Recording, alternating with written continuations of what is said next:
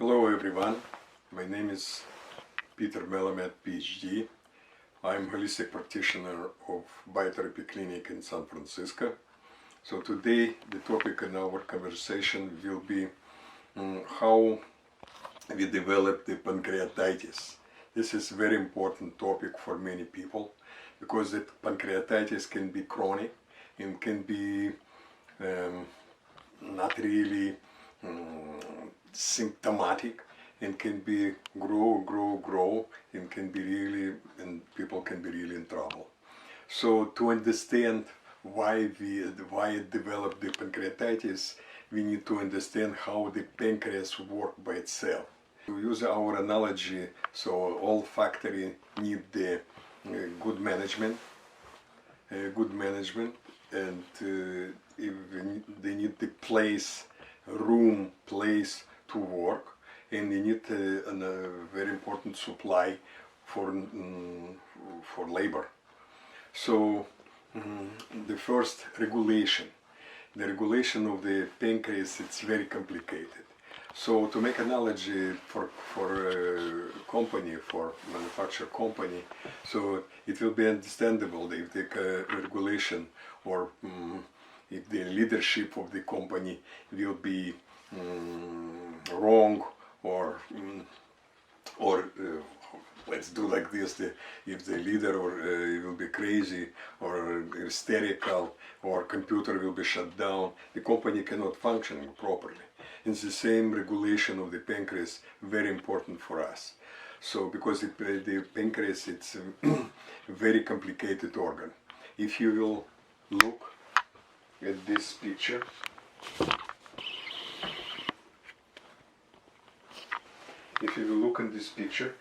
this is a schema of the pancreas. The pancreas, this is have an exocrine and endocrine gland.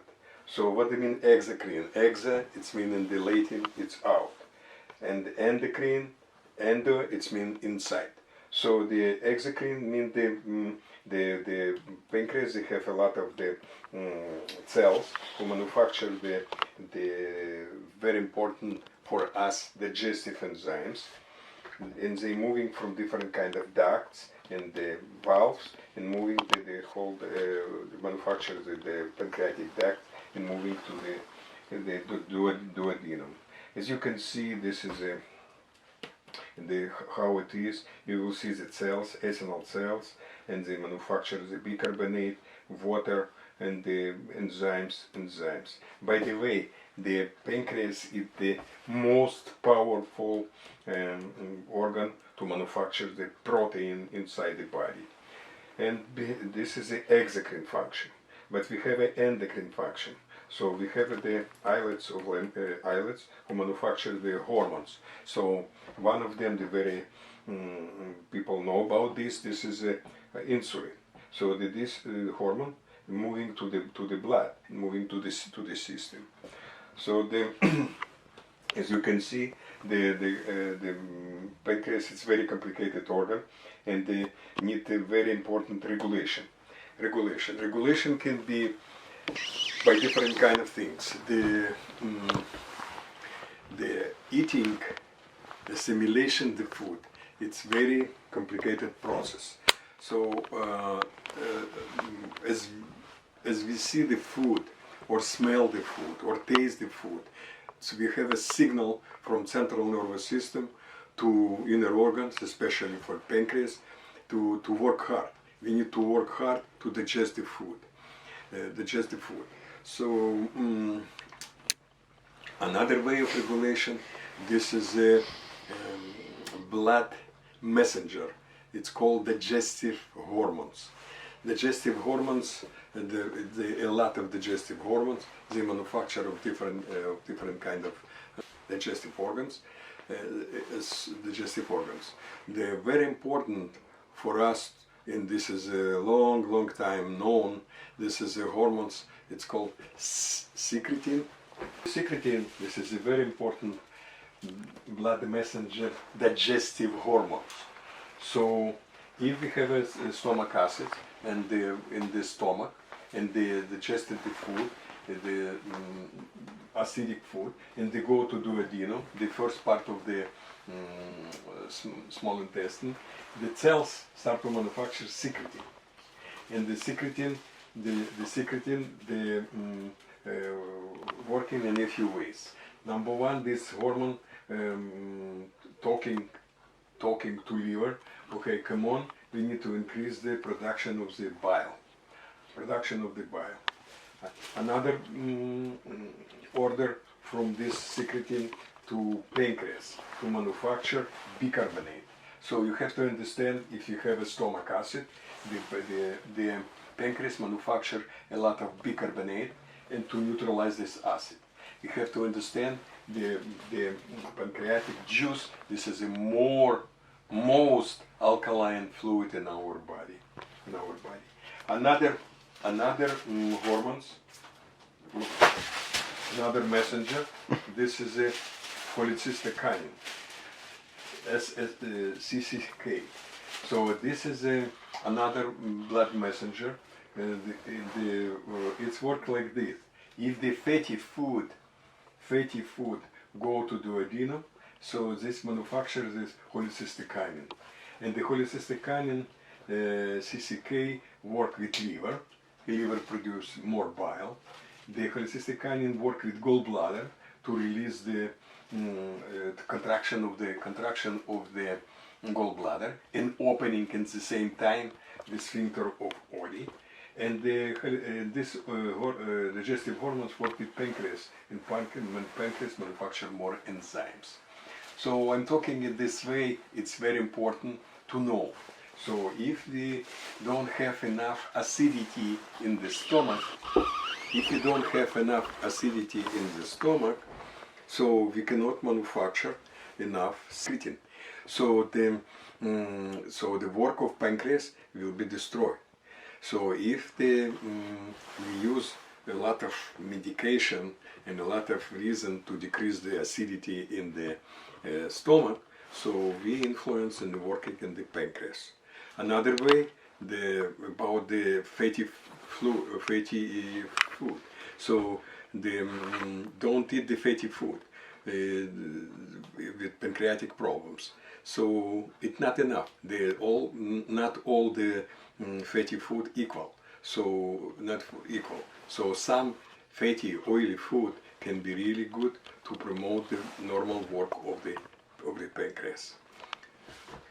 To talking about the capacity of the cells, pancreatic cells, this is very important thing.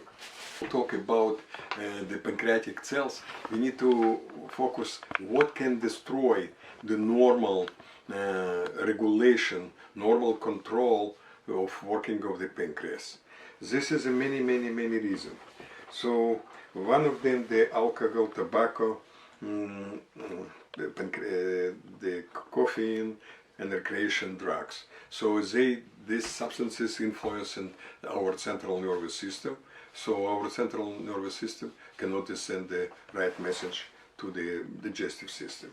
Stress, mental, physical, chemical stress. So the people usually stressful, who was really stressful, they usually have a problem with digestive system, and you know about these people. So the post-surgery condition, all kind of surgeries in the gastrointestinal tract, especially gastrectomy, the bariatric surgery, the gallbladder removal, and some surgery in the pancreas, they influence in the nervous branches who regulate the normal functioning of the pancreas. Another way, this is the eating of the go. So when we distract our normal eating process, so what the good example, like eating in the movie and eating popcorn, okay? You're looking horrible movie, very scary movie, eating popcorn. Why? I don't believe this popcorn will be digested properly. Or people who play with the, watch TV and eating, or something played with the telephone and eating. So this is a distract the normal functioning of the pancreas. People who depressed anxious and some problem with nervous system, they usually have a problem with digestive enzymes and the pancreatic work. Some pharmaceutical drug did not really too much attention about this, but I just a little bit mentioned. If we have a not good chloric acid in the stomach, this can be influenced in the proper work of the pancreas.